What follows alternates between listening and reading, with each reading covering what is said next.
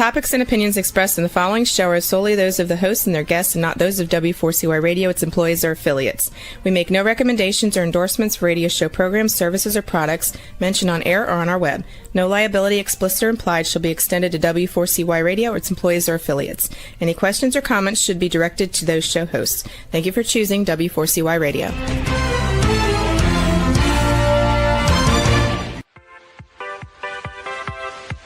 Welcome to the Ask Good Questions podcast, broadcasting live every Wednesday, 6 p.m. Eastern Time on W4CY Radio at W4CY.com. This week and every week, we will reach for a higher purpose in money and life, as well as a focus on health and wellness. Now, let's join your host, Benita Bell-Andersen, as together we start with Asking Good Questions. Hello and welcome to the Ask Good Questions podcast. I am your host, Benita Bell-Andersen, and I know that today's episode is going to be something that a lot of people are interested in because everywhere I go, it seems like people are talking about GLP and you're seeing all kinds of ads. So I have back Dr. William Summers, who was here previously. We kind of got started talking about it, ran out of time. So I want to welcome him back to the podcast stage. We're going to continue the conversation today. Hey, Benita. Hey, so let me just say just a little bit before we get into what we're going to discuss. Last time we talked a lot about the science and what it was, but now today we're going to talk with Dr. Summers about what it really means to, what it looks like to live well with doing a GLP. He is a physician that deals with this all the time. He's done a lot of YouTube videos that you can go check out. And so we're going to get into the daily reality of what to eat, how to protect your muscle and energy, how to build habits that make these medications work with your body instead of having some kind of crazy things happen. So in part one, we really kind of started cutting through the noise. We're going to hopefully give you today a conversation that centers around the playbook of how to do this well. So for anyone who missed part one, Dr. Summers, give us the quick version. Where did we leave? Well, we left off kind of, the science and everything. And why is that day-to-day management just as important as the medication itself? Okay. Well, I think in summary, where we left off before, and a good place to start would be that anyone who's overweight, we can now measure at least 4 neuroendocrine hormonal signals in our bodies that are disrupted. And I like to say there are 4 buttons in our body messed up when we're overweight. And we eat, and we have to eat, and these things are messed up. We gain weight unfairly. And as we gain more weight, these same chemicals get more disrupted. And here we are on sort of developing what we now know as the chronic disease of obesity. Yeah. So the medicines that we talked about target specifically 1, 2, or 3, or 4 of these buttons that kind of put us back into a sort of more normal physiologic state so that we can do the behaviors and break the old habits into better habits to maintain weight loss. And of course, anything we do for weight loss, we must continue and sustain. And then I think a really big principle to understand is that our bodies are designed for weight gain and resist weight loss, which is why one of the reasons we see variations, the way our bodies adapt and respond to anything that we do for weight loss. So we got lots to talk about or to cover, and I'll answer questions to the best of my ability. But and I think if I spoke to anybody ever, I always say we should have, and I know we did talk about obesity is a chronic disease. And is so undeserving of any stigma or discrimination. We're all beautiful and deserving and loving people that should be treated fairly across all boards, and that we want to lose weight, not to be a better person, but to have a higher quality of life.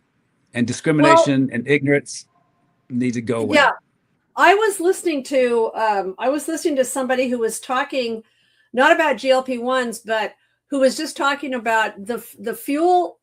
We need to get in the habit of only putting into our bodies those things that are going to support us, right? So, well, that ideally that would be great, but we all have that thing that probably doesn't support us, but we can manage in the context of an overall life or health style change that maybe can work on a moderate level and still be a part of our life in some cases. Awesome. Well, now you have a clinic that you see people in. What tends to separate people who thrive on a GLP-1 regimen as opposed to those that struggle? What is it that separates those groups? Well, that is a great question. And I think the first thing to understand that obesity is multifactorial and that there are many genetic factors, environmental, behavioral factors. And with certain patients, and you hear about them, I lost so much weight so quickly, and others are struggling, as you say. But any individual patient should be evaluated. Certain patients are on medications that influence these medicines or weight altogether. Some have a different sort of a microbiome in their gut, which is influencing their success as well. Genetic variations and the way that we respond on the receptor level to each one of these products as well.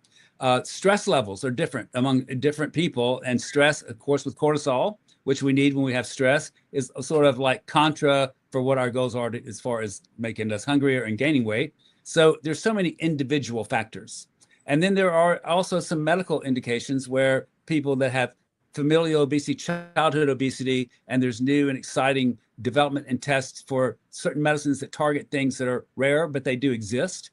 So individually, I think the thing that I would ask people to be is be patient and then report to your provider if there is a non-responsivity that could be looked at from the history and physical into even your family patterns and other options that might be considered. Well, some people respond. Go ahead. Well, I was just going to say, some people, when you start now, each one of the medicines, the peptides, the GLP-1 or the GIP medicines, they have titration levels. And you do level 1, and if there's no side effect, you go to level 2. And these are designed to move up the board. Some people just readily respond right off the bat. Some people need to be more patient because you have to get used to it to go up the ladder, so to speak. But when you look at the measurements of efficacy of these medicines, they're all measured from the top doses. I don't think everybody needs to go up, but some people do. And if you start out and it seems slower, not to be frustrated, but be patient. And I think as you move up, and then again, other considerations, as we just mentioned, for any individual with medications and lifestyle changes or life circumstances and stressors and things like that. So for somebody who might be just getting started, is there a mistake that people make when they're just getting going in the first few weeks? Maybe they're excited, but they really haven't figured out how to work on this. I've been asked that question, and I think one mistake people make is they're going to just say, well, I've heard about these medicines, I'm just going to start them and just see what happens. And I mean, and really, even in that context, there's probably some success but when you really get serious and you're going to say, I'm going to do this in conjunction with maybe breaking habits and trying to be real about, like, in my emphasis is light on the type of sugars that we eat. So I think the mistake will be, one, to just say, well, it didn't work for me, but did you work with it? And two would be that you have to be patient. If you start it and you don't see it just as abundantly right away, you got to realize these, like, one medicine has 5 dose titrations, one has 6, one has 7 titrations. So it takes a little bit of time. And this is for the long haul. Safe medicines to treat the disease in our body that we now recognize just as it is a disease in our body. Well, you hear all over the place about how these drugs curb appetite, dramatically. So if somebody's barely eating, if they're just not hungry, how do you make sure that they're getting the nutrients that they want to have, that they should have? These were never designed to be anorexic. You need to eat. Our body needs nutrients, and people, like, there are medicines in the past that would just make people not eat all day long, and there's such massive muscle loss with that's so, like, contraindicated and contradictory to everything on board. But how do you make someone eat? I think that if somebody's at the point where they just like, I can't eat anything, they may back the dose down a bit, because we want to get rid of food noise, but not rid of our appetite altogether. And then recognizing the quality of what we eat. And I'll just say, in a broad context, farm to table, it's just healthy. And eat what you like, change it, but like it so it can be sustained with boundaries of, I always say, keeping the carbs under 100 grams a day. I think it's good advice for people, and massive amounts of protein. So if you were asking me, somebody, I'm not going to be very hungry, what should I eat? I would say, well, get some protein drinks and mix some protein powder with some fresh berries and put some kale and spinach or fiber in it and drink those. But they will be the necessary ingredients. And there are essential fatty acids like omega-3 and 6. So I think when people get on something and they see momentum, everyone becomes smarter. But if you're getting on that and not eating at all, I'd say maybe dose it down, because this is to help us regulate our blood sugars in ways that are necessary, and to control food noise, which is all sort of there because we're overweight in the first place, and our body allows more food noise. Well, I see arguments and all kinds of stuff about protein. There is, oh my gosh, the camps for protein, animal protein versus plant protein, it's just all over the place. So why is the whole idea of protein so important? And how much are we really talking about? What do you need to be looking at? I think that it is scary when I'll tell you women, as a rule, need 120 grams of protein a day, and men 160 grams of protein. Now, why do we need the protein? First of all, if you think of our body's metabolic rate as a motor speed, and the motor speed, obviously, if our motor is running faster, we need more fuel. As we lose weight, naturally, our motor is going to slow down. And the thing that slows our motor down most significantly is the loss of muscle mass. Now, when we eat a sugar and we store it as fat, okay, that's called lipogenesis, that we got stored fat. That stored fat, we want to get rid of it. So we're going to take fat and turn it back into sugar, which is called gluconeogenesis. And we go fat to sugar, we must include amino acids to make that even happen. So if fat is leaving your body, which we all hope will happen, so are amino acids, and they live in our muscle. And if muscle is the predominant affect of how fast our motor is, basically when you lose fat, you lose muscle, you lose your motor speed. If we will have enough protein, which supplies amino acids in our bloodstream, which will last a long time for protein, the one macro that stays in our bloodstream, then we'll use those amino acids instead of our muscle amino acids. And we don't need to break down muscle as we convert fat to sugar. So it's sort of muscle protective in that way. And in a person that already may be getting some increasing food noise, amino acids really turn off that food noise. It's the one macro that makes our body feel satisfied and less hungry for longer.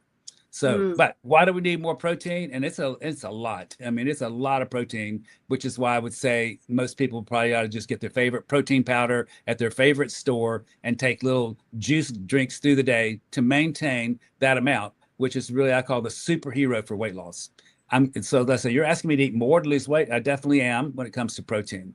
And again, why? To spare the muscle so that our metabolic rate is going to stay up and not go lower. And we burn more fuel, obviously, that way. So walk me through a typical day. What's a good day of eating look like? Okay. I always, I have gone through with a career of managing people with weight for weight issues. And I tried this diet and that diet. And you know what? This is what I've come to just recommend. Eat what you like, change it, but you have to like it with boundaries. And that gives us pretty much a broad set of circumstances, because everybody has their own individual tastes, likes, dislikes. I use the boundaries I mentioned earlier, 100 grams of carbs a day, and this superhero 120 or 160 grams of protein. So if somebody asks me particularly, I'm going to be big on the sugars and the type of sugars. We talk about processed foods. It's really involving sugars that go into our bloodstream too fast. So if I was going to ask anybody to eat what you like, change it and like it, to become sugar smart. And God sugars, complex sugars that go into the bloodstream controlled and slowly are so much more powerful for maintaining a healthy weight than the ones that we process and go into the blood way too fast. Yeah. So I would tell somebody, I think a good protein smoothie in the morning is easy and great for anybody that's on the run. But eggs are fine. I mean, you can make but if I was to advise anybody to give up the things, specifically sodas and even diet sodas, sugary drinks of any kind at all, because we're kind of addicted to those. And it doesn't mean I still drink Diet Cokes, but I drink way less than I used to, and I'm trying to get off of it altogether. Well, I think everybody has that thing. Mine is cheese dip, queso. And I'll just say, well, you know what? I'm just going to have a little weight, but I'm going to have my queso. Sorry, that's off limits. That is not going to be. So what I've learned to do, though, is, and not every time, but most of the time, I will peel some like red peppers and bell peppers and dip that into the cheese dip, and it makes it less harmful. So it's a compromise, and you do everything in moderation. Ice cream is my thing, and that would not be something any doctor is going to say put on your meal plan, but I'll just keep that in the freezer and take one spoon and get one bite, and that's it. But everything, I think that we can eat what we like, change it and like it and make it work. And so I don't want to tell. Now, I do like to recommend a book, The South Beach Diet, popular in the 90s, because it deals a lot with how fast the sugars that go, called the glycemic index.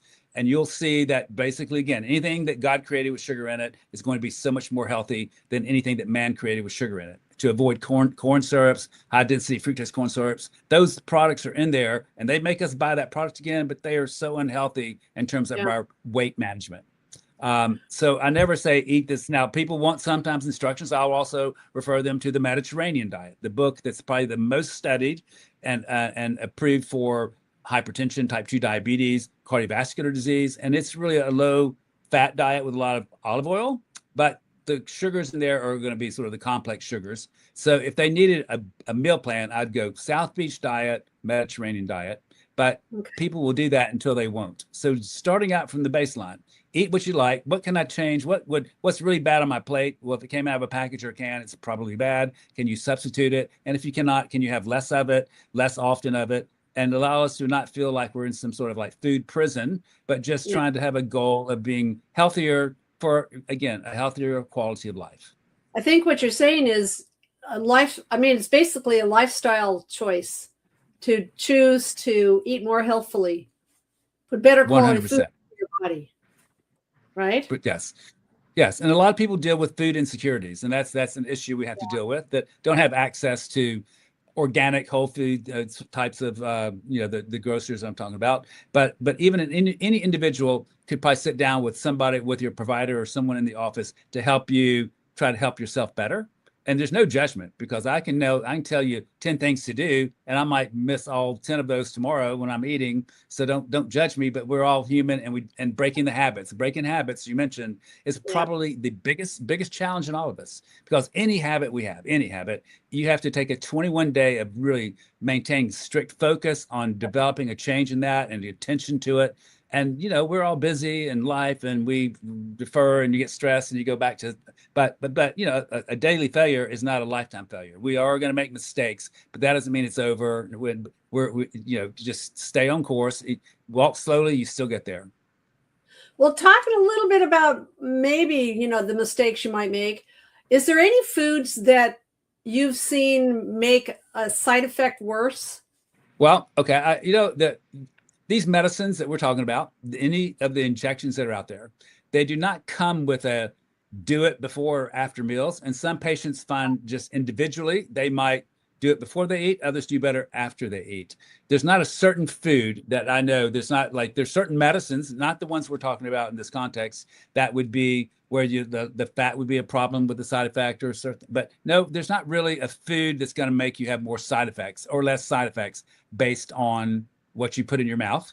In other words, if you had a higher fat meal, don't expect higher side effects on that. But I'm not saying to do that, but just saying there's not going to be a list of foods to try to avoid if you're doing these injections, other than the context of what you're trying to eat would be in the sort of healthy boundaries. And I'd leave that as a context. So no specific foods that will help you or hurt you, other than as far as a side effect of the medicine in that question. I think the healthy thing to do is to focus on the foods that are going to be good for your body. Right. 100%.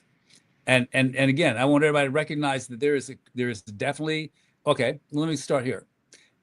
I've been a doctor for a lot of years, and I do a lot of blood tests on people, and they'll just, on their thyroid test, it's very commonly just like their thyroid's running low.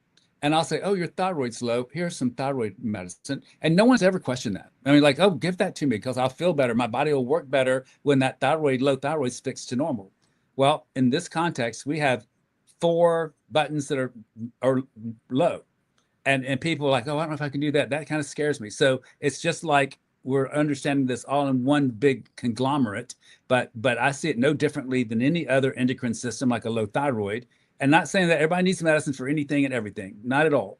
But to do understand it, like if your thyroid is low and I gave you medicine, you would not ask many questions or any. I don't think anybody's ever even challenged me on that. Yes, please. I will feel better and function better. And I feel for the people that have had difficulty with their weight management, that I would look at this as saying, well, your GLP-1 is messed up and your GIP is messed up and your glucagon is messed up. And we now know your amylin and your PYY is messed up. And these are all going to be targeted to put us back into a state where at least now put us back normal so we can do behaviors that matter. Because the frustration is when things are messed up in our body and we lose a little bit and stop and it all comes back. I mean, it's just why people kind of give up, because what they're doing, great efforts, don't seem to really produce many results when we have things in our body fighting against us. So, well, let's ask another good question, and that would be the whole water. Again, a topic I've seen a lot of all kinds of places where people go with, how much water do you feel? Because I know it's been hard. I set an alarm now on my cell phone to remind me to drink water through the day. Okay, how much water? That's very diligent. That's great. I used to generically say 8 bottles of water or 64 ounces, but now that's probably low by today's recommendations. I think for women, it's recommended to do 90, and for men, 120 ounces. And this is all going to be varied with also how much outdoor activity and heat levels, and probably, if anything, go on the greater side of that instead of the lesser side. And when I say water, and people say, I don't like water, flavored water, coffee, tea without the additives, I mean, other than maybe some lemon, it doesn't have to just be water, but fluids, and our body is designed to work. Just think of a river stream that's so low in water, nothing's moving there. Or if it's too much, it's flooded, but there's just a right amount where there's an ideal flow. And I think our body operates on the higher end, probably with women, probably between 90 to 100, and men between 120 to 160 ounces a day. And that just to keep the river flowing so that the nutrients go through and we excrete what we're supposed to excrete, and that all the organs are getting good perfusion and good oxygen at that level, and not sort of like scrambling to figure out how to move the water when it's low in our body. I think I get probably about 60. So you're making me go, oh, I need to be drinking more than that. I always tell people if you're peeing, you're losing weight. Okay. Okay. And also the color of pee. I know that. I know the color of the pee. Okay, right. You can use that sort of like almost just minimally yellow is pretty ideal. But if you think about we waste in our body, it was either going to be excreted through our bowels or it's going to be excreted through our kidneys and go out so if we're urinating, we're getting rid of waste in our body that if we don't get rid of it, we store it as fat, if that's sort of a oversimplified analogy. So but hydration, I think that when I just say generically 8 bottles of water, that's probably low by today's standards of recommendations. And of course, people around the go ahead. I just lost you. Yeah. Well, let's move on. I thought you were taking a long stare at that. Yeah. Let's move on to side effects. I know that like nausea, stomach issues are probably the things that people really worry about. So what actually helps calm the nausea and the stomach issues down? Okay, let's break it down. What causes the nausea?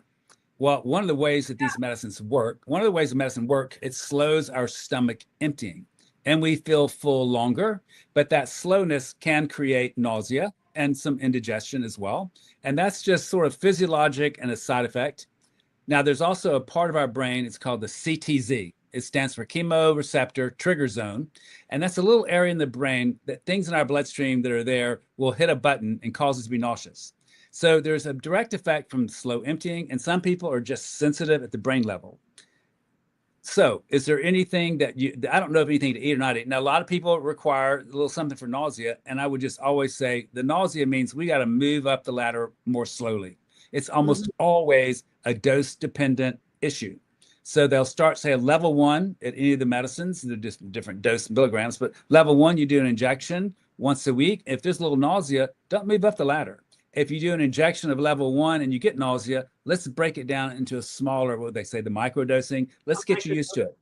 And one of the things that people do get frustrated with, they may have that sensitivity of, I get so nauseous with any medicine at the brain level, but you're not really up high enough the ladder to get the weight loss effect at the receptor levels with the brain to control the food noise and to regulate your blood sugar. So there's what I'm saying is, probably anybody, we can get this broken down to a smaller dose and get used to it and walk up the ladder and get used to it slower to get you to the level that will be effective for weight management.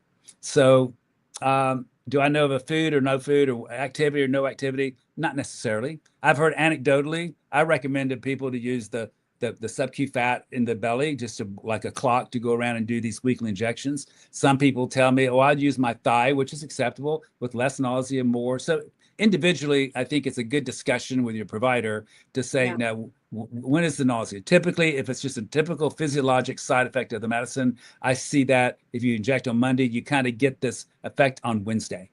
And so some people more immediate, I think that sort of hits the brain like, shoot, okay, here's some Zofran or Phenergan or ondansetron or promethazine, the generic terms, and we can give you antiemetics. When do you worry about it? And when do you worry about the nausea? If you have abdominal pain shooting to your back, that needs to stop the medicine and let's do some blood tests and maybe come in for an in-office clinical evaluation. So nausea, okay, but pain with the nausea or really protracted, where the nausea and vomiting, because nausea is common, but vomiting is not that common. So if you're having nausea and vomiting, my red flag goes up a little bit more. Let's pay attention to you. And whenever you think about it, you can always do, and the test to always do to make sure pancreas are okay, would be an amylase and a lipase, a simple blood test done on a routine lab. It could be done stat, but a routine, draw it on Monday afternoon, you get it back Tuesday morning. It's a quick turnover, and then you'll see if these medicines are going to continue to be safe for you. Well, it sounds like, that's just being smart, is like sometimes the side effects might be just part of the adjustment, but if it's extreme, like what you're talking about, then you need to go see your provider. Yeah. Right. Yeah. I always tell, I do phase 2 clinical trials with some pharmaceuticals in the development of these medicines. And the way the trials run, and like I said, there's different levels of titration. And the clinical trials, they'll have a patient do level 1, and they must go up to level 2 the next month. They must go to level 3 the next month, and there's a forced titration. So they report 40% nausea because most people in the real world do not need to do that. So we can tailor it and individually. So I always think nausea, it's just so common. I'd say it about 10 to 15% of my patients. And it's sort of paradoxically or ironic that as we get more and more developed with more ingredients, more button fixers, a 1-button fixer, a 2-button fixer, a 3-button fixer, there tends to be less nausea as we get sort of more sophisticated with more ingredients in the medicine. But expect about a 10 to 15% if I was talking to providers and your patients. And if you explain to them in the beginning, this may happen, there's a lot less anxiety about it. And emphasize if there's nausea and pain, then we need to have anxiety about it. And that if you do have that, let's treat it. And to make it safer, these injection pens, we can repackage those in a way that all the volumes are 0.5 cc's, sterile vials, inject it and draw up less of it and make each. So it's called repackaging, which is legal, but needs to be done when somebody knows what they're doing, not to contaminate it, to fix maybe a 1 injection into 3 injections. But people can get, you get a medicine, you're sick, you don't want to do it again. You back off. So, but they're packaged for standard commercial release at certain levels because of population studies. But every individual has the right to respond and be super sensitive or a little bit insensitive, and that's okay. Well, a lot of times you can, if someone is just given a prescription for something, that's pretty easy to just start taking something. But forming good habits, that's harder. So where do you tell people? Where do you tell people to start? So you encourage them to, get into the new habits that are better and not be overwhelmed. It is the toughest thing. It's easier for me to talk about it than to do it. And I know that for sure. I do want everybody to realize that obesity was 10% at World War II, and it's 40% today.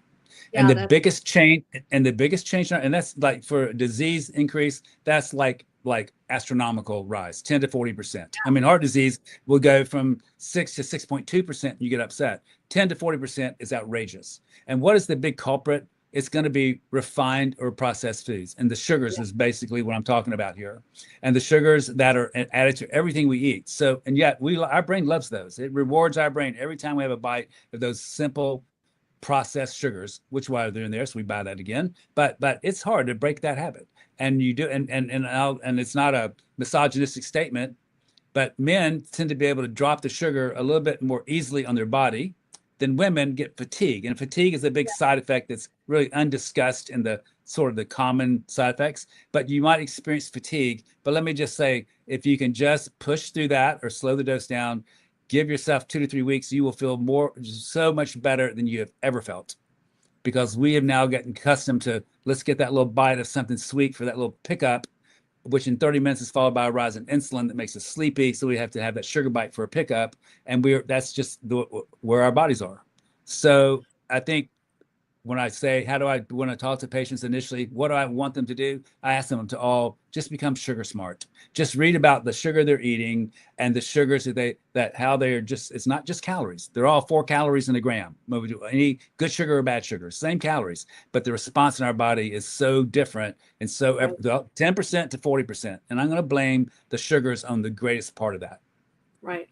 So becoming sugar smart, and then really identifying, okay, I like a lot of people, I like my coffee in the morning. Well, I don't put sugar in it, but if people have a soda in the morning for their caffeine, they're used to that. And they're not going to tell me to stop my coffee tomorrow, but I'm not. So if you have less of it and get used to it, I promise you the reward is out there. And it's not that men are stronger by any means. Our body is just metabolically a little bit different. Like an Atkins diet of 30 carbs a day, men go, yeah, I'll lose weight fast and feel great. Women don't. They don't like that. But we're all built uniquely different in the way God made us. So I think I have to kind of caution women to expect a little fatigue along with maybe no nausea or some nausea. And if they can just kind of get through that, it's going to be greater for them. They'll get a big reward. So breaking habits, learning sugars, and trying to help them figure out, and I have struggles myself, how do I get that much protein? I mean, I just can't eat that much tuna in a day and chicken. And so I have to rely on the supplements, and I don't endorse anything commercially. Just find some protein powder that looks like has no sugar in it and make it something good to eat that you can put in the blender. And it's an easy meal, smoothies. Right.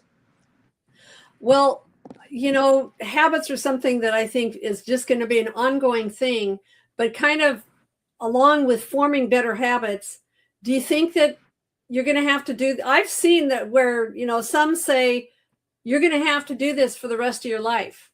Yeah, that's why I say, this is why I start out with this, the whole premise: eat what you like, change it, but like it, because you are going to need to do it for the rest of your life. Because anything that we do for weight loss, anything that for improvement, remember, we're designed to gain weight. Our body says gaining weight's so easy and good. Losing weight, our body doesn't like it. And it's got this whole system of the hunger hormone ghrelin is going to increase and make you start getting so much hungrier than even before, just as a compensatory so that we can put that weight back on.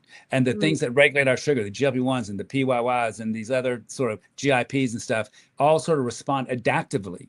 So, which is another reason, and back to the first question, this is an adaptive. It's like if somebody loses weight and puts it back on like super fast, they blame themselves. And I think you got a really smart body, because that's the way we were genetically designed. It's doing what it's designed to do. So if we do something and sustain it over a period of time, I would like to say our body gets used to it, the new us, because the brain has the imprint like, oh, you're supposed to have a BMI of 45, and you get down to a normal BMI, your brain, no, we got to put you back at 45. So we got to sit there long enough, which is another thing in the duration of medicine use. But I think it's a good thing to say. That's why I like to say my queso. I mean, it's on the table. I'm not going to give it up completely. I'll do it less often and maybe not have the corn chips to go with it. But so it's eat what you like, change it and like it, and you create a pattern of success, then you're able to say, I can do that the rest of my life. Instead of just being excited about coming in as a new patient and I'll give you a meal plan and you'll weigh these vegetables out and eat this meal. And I don't like salmon, but I'm going to do it. But you're not going to do that for a while. So I kind of find more success in helping people navigate their own taste buds. Right. Because there's lots of great things to eat. Well, for me, it just comes down to, how am I going to live for the rest of my life? How am I going to eat? How can I just continue to go down a better road on what I put in my mouth? And along with that, let's turn to movement, Okay. exercise. Okay. The exercise should help you maintain your muscle mass, right? Yeah. Well. I kind of say there's two exercises: the cardio and the moving, getting your heartbeat up, and that's great. And that everybody should be aware of cardio activity. That's great for your heart. And we need to have movement, and heart disease and stroke is the number one killer in this country, also associated with obesity, by the way. But resistance and building muscle is critical for weight management. More muscle. Remember, if we lose weight, we lose muscle and we get in a plateau or get in a hole. So maintaining muscle loss, and that would be doing like anything resistance. And it's not just lifting weights. There are yoga classes and there are home exercises, and even with limited mobility, things that you can do for muscle toning, and just little things really make a difference on the long haul. But it's intimidating to think, okay, I gotta go to the gym tomorrow and press this big old thing I can't lift. It's not any of that. And in terms of anything, movement, cardio, or what we say resistant training for muscle building, how do you get people started? I'm a big believer in this. If you're not having fun, you're not doing it right. And if you're not having fun, you won't do it very long. So I to say what exercises would you do? Well, I can open a book up and show you all these body, fitness guys and stuff but that maybe not, that would intimidate me. I have to do, so I think getting with a couple of friends, even a friend, walking every day with a friend, it's probably therapeutic for aerobics and mental health, just to kind of have somebody hash it out, getting people together in something that you can make it a fun, something that you enjoy, then you look forward to doing instead of you have to do it, and it's more longer to sustain. And so I think to find the activity individually, that would be like the taste buds that has the taste buds of, I think I can enjoy that and continue doing it. There's lots of things to do. It could be pickleball is a big thing right now with people. I love and that, it's great. And I mean, but you can just get, you get your friends out and do these crazy, kinetics of exercises and just have fun doing it. You can play the Twister game if you want to, Yeah.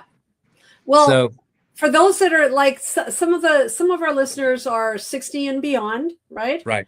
Yes. Is there anything different about starting a GLP-1 when you're a little bit older? Well, What do you think? I think, I want to emphasize the safety of these medicines, that as the studies are coming through and they've already been branded and continue to show evidence that, again, the number one killer in all of us, and especially as we age, will be heart disease and stroke. And these medicines have shown benefit to lower the risk of that. That's just huge, huge. All right. As we age, growth hormone in our body is made from the anterior pituitary gland, and through our adult, or early, especially after puberty and growing, we have lots of growth hormone to maintain muscle density, and we just feel better. And we naturally lose growth hormone as we age. So our muscle, all of us have a muscle decline in our body as we age, and we lose growth hormone. And I won't get into the discussions of the tesmorelins and the things that improve that. I mean, that's a side, but just recognize as we age, we lose muscle. Our metabolic rate slows down. Our weight loss tends to be more, it's called sarcopenic, like for the muscle wasting that makes you look almost like you're sick when you lose weight. You look unhealthy when you lose weight. So I think the biggest thing to balance and I'll say, I'm a senior, so I can say this, for the seniors would be to really emphasize the protein and resistance training. Are the medicines dosed differently? Not at all. No. And as we age, more likely are on other medications. And it's comfortable to know that these medications that we're talking about, the ones out now in the future development, are having no drug-drug interaction with any medicines in our bloodstream.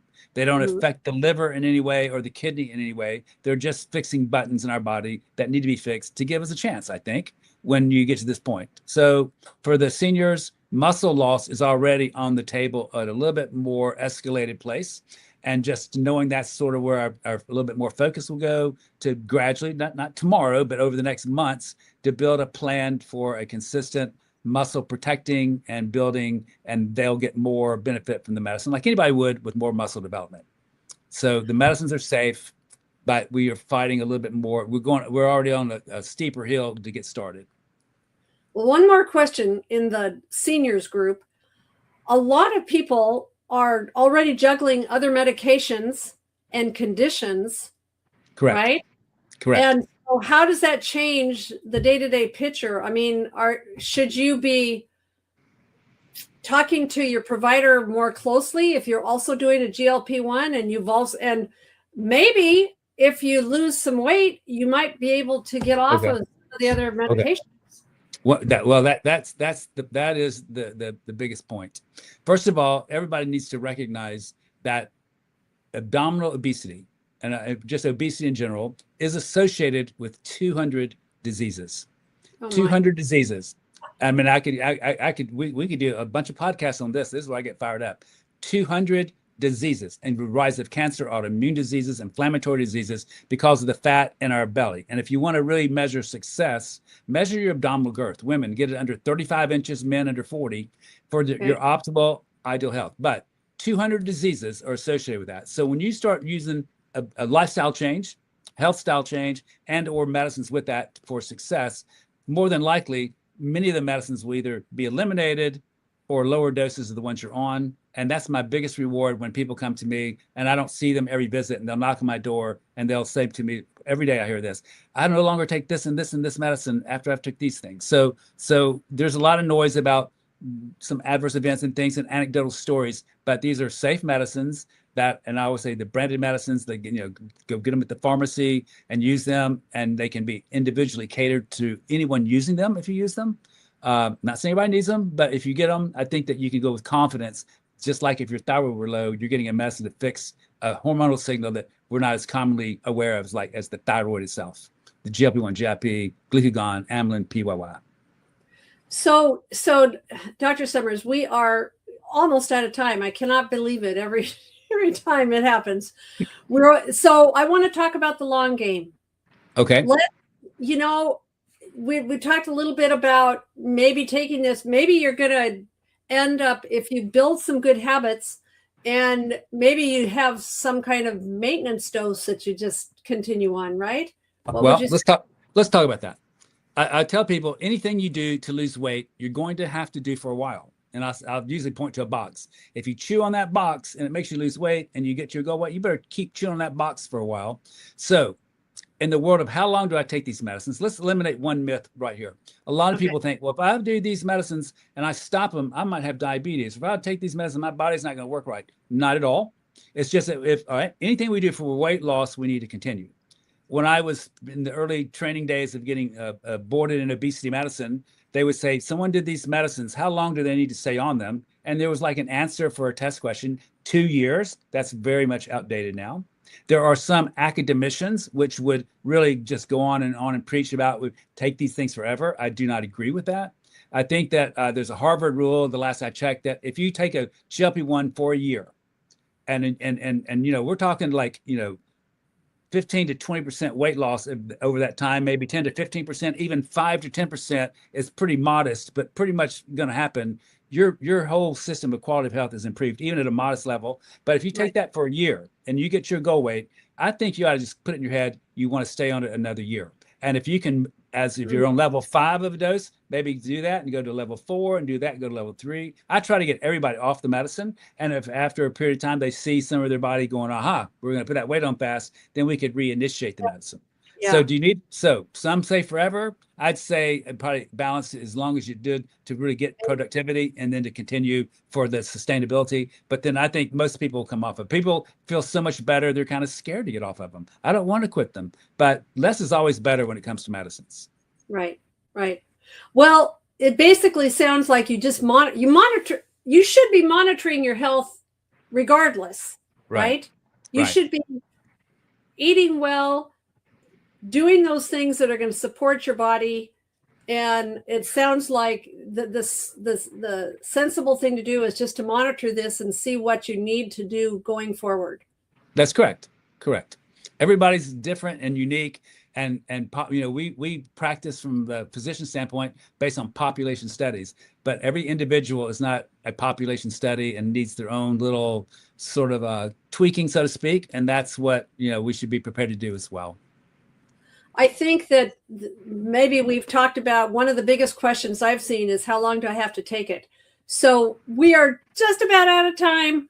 And so I want to just, maybe, I'll have you come back in when we have some updates. Who knows that, in months or so. But what would be one piece of encouragement if somebody's like considering this, or what would you encourage people to do if they're really thinking about it? Oh, if I had one shout out for humanity and encouragement, I would say love yourself, yourself, and love yourself, and then love your family and friends, and even in your enemies, find something common denominator to love about them. And I think that's a great starting place for everybody to be encouraged. Then we help each other, because we all can help each other. We want to live our best life, and we all have different experiences and cultural sort of influences, and a broad spectrum makes it very interesting. So to encourage someone, to let them know they're already beautiful, and we're doing whatever we're doing here just to live a little bit longer in a happier way, to see our kids, grandkids, great-grandkids, our great-grandpuppies, and all the other great things that life has for us. Yeah, So love yourself, love your family, love your enemies. I was telling him before we started that in a couple of weeks I'll be going to the wedding of my first grandchild to get married, and it's you want to be healthy enough to be able to experience those kinds of things. I think that's so wonderful. I always tell my patients the only reason to have kids is to have grandkids. So you'll that's kind of a joke, but that's a beautiful to be able to see your grandkids get married. That's a blessing. So that's amazing. And you're already beautiful. So you don't outshine the bride. Just show up and right. I'll just show up. No chance of outshining the bride. That's for sure. So thank you so much for joining me today. This has been so helpful. I think we've asked a lot of good questions that hopefully will give people a little bit more clarity on how to deal with this. And thank you so much. Thank you for having me. Thank you so much. You bet. And thank you so much for everyone for joining us on the Ask Good Questions podcast. We will see you next time. Okay, thanks. Today's episode is over, but we did ask good questions again, didn't we? Don't miss out as we broadcast live every Wednesday, 6 p.m. Eastern Time on W4CY Radio at W4CY.com. Join Benita Bell-Andersen next week for more conversations with experts on finances, retirement, behavioral finance issues, health and wellness, and more. Until then, remember to ask good questions.